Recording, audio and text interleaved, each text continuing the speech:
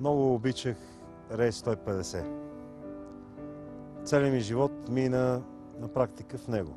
Ето това е спирката. Единственото, което е останало като жив спомен за спирката са боклуците, които хвърляхме.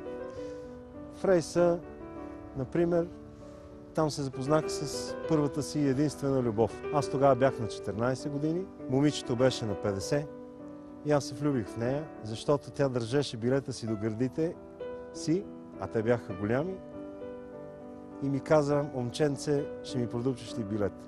И аз си го продупчих и ние го върнах. И си го запазих и още го пазя в портфела си. В рейс 150 видях първи си пенсионер. Той искаше да ме замери с ченето си, свалили си го и ме замери. Обаче аз в последния момент се наведах и ченето удари шофьора и тогава шофьора преби жестоко пенсионера, но той в крайна сметка си го заслужаваше.